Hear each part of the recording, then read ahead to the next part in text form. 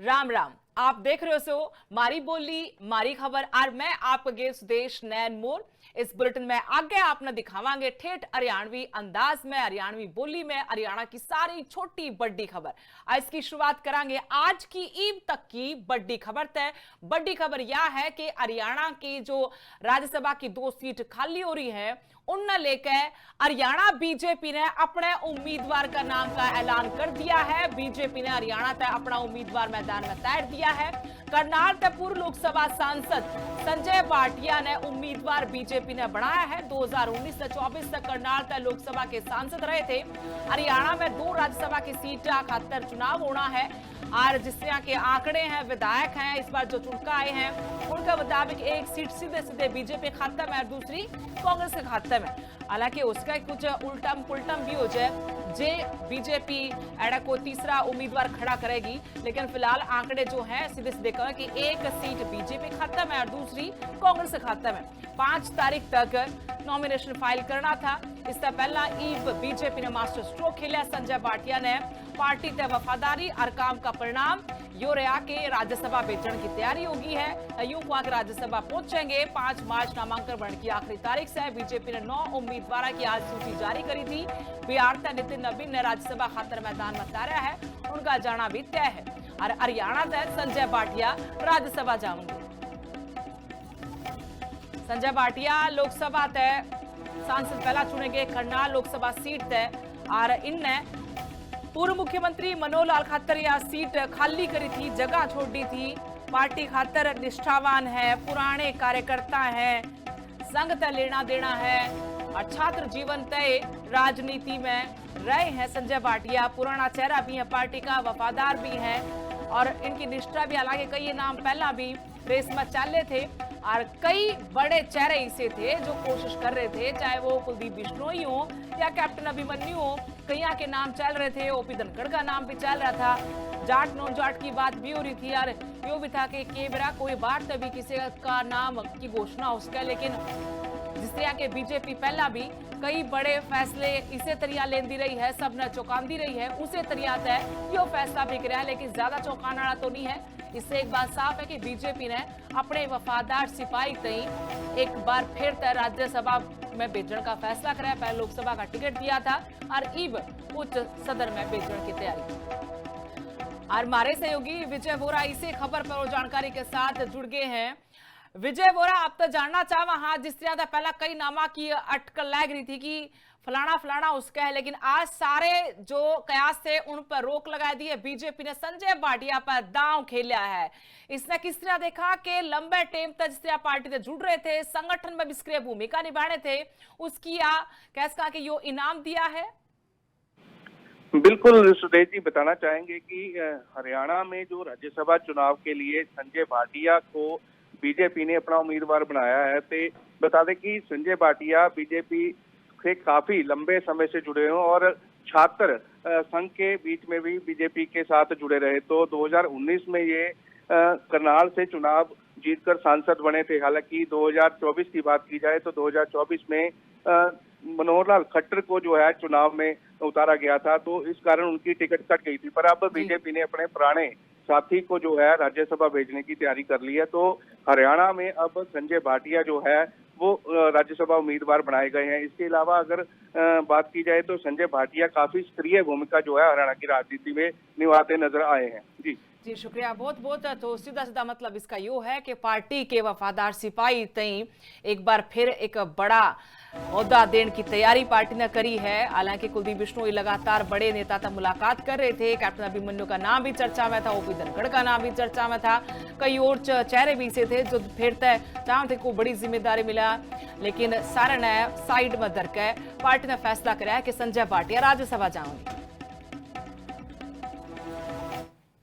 अरे एक बार फिर तक बात करांगे बजट की। हरियाणा का बजट कल पेश होया था।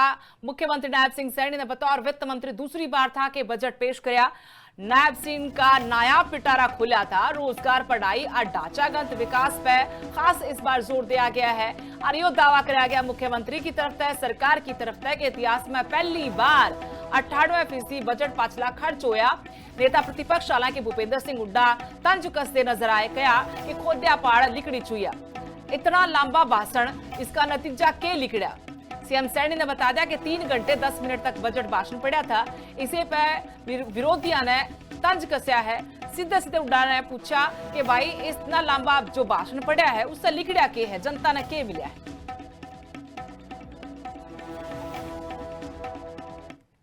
ये इतिहास में पहली बार हुआ है। अगर हरियाणा के इतिहास में देखेंगे कि हमने जो बजट का 100% में से 98% उसको खर्च किया है। मैं हरियाणा एग्री डिस्कॉम के नाम से एक तीसरी बिजली वितरण कंपनी बनाई जाएगी, उसका मैंने इसमें प्रस्ताव रखा है। और हरियाणा में 3 लाख किशोरियों को HPV वैक्सीन लगाई जाएगी।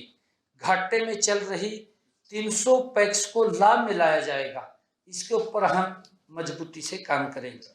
मई 2026 में एक इनोवेशन चैलेंज का आयोजन कर सर्वोत्तम AI मॉडल को संबंधित विभागों में लागू किया जाएगा।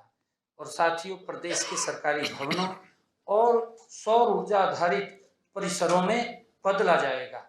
निवेशकों के लिए नई मेक इन हरियाणा नीति लागू की जाएगी। HSIIDC के औद्योगिक क्षेत्रों में बेहतर इंफ्रास्ट्रक्चर बनाने के लिए 26-27 में सक्षम नाम से 500 करोड़ रुपए के एक विशेष फंड की स्थापना की जाएगी। पहाड़ निकली चुहिया, जो फुल स्टॉप सरकार है उसको नॉन स्टॉप बता रहे और 4 वाक की नीति पे चल रहे। वो कहते थे कर्जा लो, घी पियो, बनने के बाद कोई नहीं पीता, फिर कर्जा बढ़ा दिया। और जो इसने जिस प्रकार से सब इतना लंबा भाषण पड़ा है, तो वही बात, नतीजा क्या है भाई? इतने साल से कोई एक नहीं। पूरे बजट को आप देखो तो कहेंगे 2014-15 या 2047। और तुमने क्या किया वो तो बताओ। कोई 1 इंच आपने मेट्रो करी है, 1 इंच रेलवे बढ़ाई है, कोई तो एक काम बता दो। कोई बड़ी यूनिवर्सिटी लेके आए हो, क्या है? और बजट पेश करने के बाद लगातार सवाल जवाब हो रहे हैं सत्ता पक्ष और विपक्ष का भीतर। कहा जा रहा है कि एक तरफ विजन है हमारा विकास का, लेकिन विपक्ष भी सवाल ठहरा है। हरियाणा बजट न लेकर ओपी धनखड़ ने आज पंचकुला प्रेस कॉन्फ्रेंस करी और क्या कि 2047 तक हरियाणा की GDP $1 ट्रिलियन करने का विजन से। इस बार का बजट पिछले साल तक 10 गुना ज्यादा है, 10% ज्यादा है। रणदीप सिंह सुरजेवाला भी आज PC करना आए, चंडीगढ़ में प्रेस कॉन्फ्रेंस करी और उनने कहा कि जितनी घोषणा करी गई है सारी की सारी झूठ की रेल है। हरियाणा वासियों का धोखा देने वाली बीजेपी सरकार असल में फेल होगी है। प्रेस कॉन्फ्रेंस करके रणदीप सिंह सुरजेवाला ने बजट तई जासा बजट बताया और क्या कि यो बीजेपी सरकार का 2027-28 का बजट गेम्स है। 2047 तक भारत एक विकसित राष्ट्र बने, ये संकल्प लेकर भारत के प्रधानमंत्री आगे बढ़ रहे हैं। वैसे ही इस बजट में विजन है कि 2047 तक हरियाणा की जो GDP है वो $1 ट्रिलियन की बने। ये बहुत अच्छी बात है कि 10% से अधिक बजट बढ़ा है। कोई नया टैक्स नहीं है, उसके बावजूद 10% से अधिक बजट बढ़ा है। इसमें दूसरी सुंदर बात जो मैं कहना चाहूँगा, मुख्यमंत्री जी ने आर्थिक प्रबंधन बेटर हो, इसके लिए काम करने की कोशिश की। उन्होंने आर्थिक प्रबंधन पर इस पे काफी ध्यान दिया है, इसके लिए मैं मुख्यमंत्री जी की प्रशंसा करूंगा। असली में नायब सैनी जी का बजट है झूठ की रेल, जुमलों का घालमेल।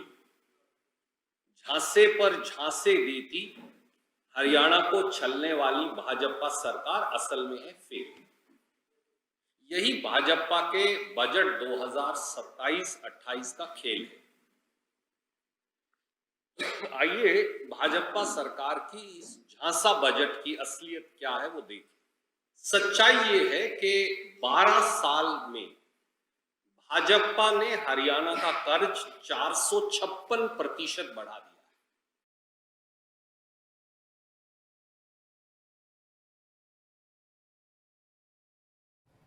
खबर में आगे बढ़ांगे। खबर जज्जर तय जड़क है बिरधाना गांव में बड़ी वारदात हुई है। पति ने अपनी पत्नी की हत्या कर दी, गोली मार के मौत का घाट उतार दिया। घर के बाहर पत्नी ने 8 गोली मारी गई। वारदात का अंजाम देकर आरोपी मौके पर भी फरार हो गया। सूचना मिलते पुलिस मौके पहुंची। पुलिस ने शव कब्जे में लिया और फिर पोस्टमार्टम खातर भिजवाया। मामला दर्ज करके आरोपी की तलाश कर रही पुलिस। आज सूचना मिली थी कि बिरदाना गांव में एक अंजलि नामक महिला की हत्या उसके घर वाले ने कर दी है। जो इस सूचना के ऊपर हम यहाँ पे आए हैं और हमारी MFSU और CIA स्पेशल स्टाफ और सभी टीमें जो है वो अभी मौके के ऊपर कार्रवाई कर रही हैं, नाकाबंदी। और यमुनानगर के राजीव मर्डर मामले में बड़ा खुलासा होया है। पुलिस ने 24 घंटे का भीतर इस मर्डर की गुत्थी सुलझाई है। गर्लफ्रेंड ने राजीव का कत्ल करवाया था। एक्स बॉयफ्रेंड ने नशा दिया, उसके मुंह में फेविकॉल भर दी और चुन्नी ठूस कर राजीव का गला दबा दिया। इसके बाद टपरी के शमशान घाट का दौरे राजीव की लाश फेंक कर फरार हो गए। इस युवक की छाती पर स्नेहा भी नाम लिखा हुआ था, जो उसकी गर्लफ्रेंड का नाम है, और 2 दिन पहला बर्थडे मनाने की बात कह कर घर आता निकलिया था। दोनों आरोपियों तय पुलिस ने गिरफ्तार कर लिया है और इस मामले में आगे पूछताछ दोनों तय करी जा रही है। राजीव है, उसका किसी स्नेहा नाम की लड़की से कोई लव अफेयर था, और जो स्नेहा है उसका पास्ट में एक और लवर था जिसका नाम था अमित। तो अब जाके इनके बीच में कोई टसल हो गई थी राजीव और स्नेहा के बीच में। तो स्नेहा और अमित ने फिर इसका प्लान किया था कि षड्यंत्र रच के इसका मर्डर किया गया। अभी इनिशियल तौर पे अमित इसकी सारी जिम्मेदारी ले रहा है। हमारे पास ये रिमांड पे है, पेश कर दिया हमने, और जैसे ही इसकी आगे की आगामी कार्रवाई के बारे में पता लगेगा कि इसमें और किस किस की इन्वॉल्वमेंट रही है, हम आपको सूचित करेंगे। इजराइल और अमेरिका ने ईरान पर हमला कर दिया। इनके बीच में युद्ध चल रहा है। ईरान भी दूसरे मुस्लिम देशों पर हमला कर रहा है। इसी बीच में कई भारतीय हैं जो युद्ध के बीच में फंस गए हैं। इन्हें में एक है नारनौंद का टूरिस्ट गाइड जो दुबई में काम कराया करता। ईरान इजराइल जंग के बीच में बुढ़ाना का प्रदीप फंस गया है। बाकायदा उसने वीडियो जारी करके मदद मांगी है। आप बीती बताई कि किस तरह से दुबई में धमाका की गूंज बार बार सुनी जा रही है। पल पल जान का खतरा है। भारत सरकार तक मदद की गुहार लगाई है। प्रदीप ने कहा कि भाई वो सुरक्षित निकलना चाहता है और सरकार इसमें उसकी देश वापस पहुंचने में मदद करे।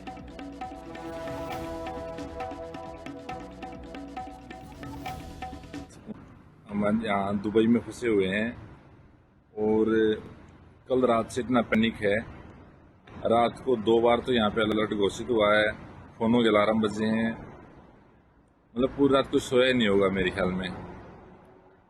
2 बार अलार्म बजे हैं। सुबह हमने एम्बेसी संपर्क किया। एम्बेसी में इंडियंस की इतनी भीड़ जमा हो गई है, इंडियन एम्बेसी में कोई भी मतलब संपर्क कर रहे हैं ना, कोई रिप्लाई नहीं मिल रहा। वहाँ पे एक इमरजेंसी नंबर दे रखा है, वो बिल्कुल अंगेज आ रहा है। उस भी और अब हरियाणा स्टोरी। हरियाणा सरकार गौसेवा के काम में निरंतर समर्पित भाव से काम कर रही है। इसी कड़ी में मुख्यमंत्री नायब सिंह सैनी ने आज सोनीपत में प्रदेश भर की गौशालाओं को 68 करोड़ 34 लाख रुपए की सौगात दी, जिससे सभी गौशालाओं को आर्थिक मदद मिलेगी। इसी के साथ मुख्यमंत्री नायब सिंह सैनी ने गौवध पर भी बड़ा बयान दिया। गौशालाओं को आत्मनिर्भर बनाने के लिए आम लोगों से सहयोग की भी अपील की। ये रिपोर्ट देखिए।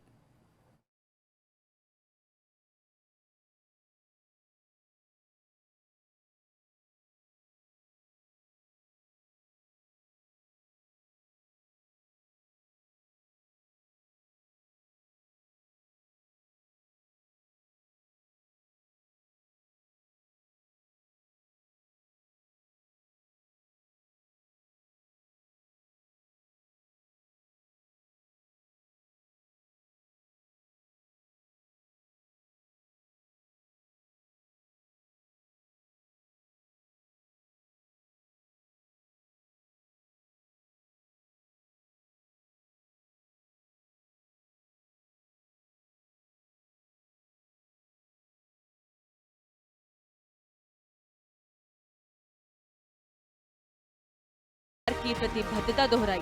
पूरे प्रदेश के आज हमारे बीच में गौ प्रेमी गौशालाओं के प्रतिनिधिगण 602 पंजीकृत गौशालाओं के प्रतिनिधिगण के लिए आज पूरी गौशालाओं के लिए हरियाणा सरकार आज 68 करोड़ 34 लाख रुपए की चारा अनुदान राशि आज देने का काम करेगी। सीएम सैनी ने बताया कि सोनीपत जिले की 27 पंजीकृत गौशालाओं के लिए 5 करोड़ 60 लाख रुपए की अनुदान राशि जारी की गई है। उन्होंने कहा कि पिछले 11.25 वर्षों में प्रदेश की गौशालाओं को 525 करोड़ 75 लाख रुपए से अधिक की सहायता दी जा चुकी है, जो सरकार की दीर्घकालिक नीति और समर्पण को दर्शाता है। साथियों, मेरा परम सौभाग्य है कि इस पावन दिवस पर मुझे गौ माता की सेवा का आज ये अवसर मिला है।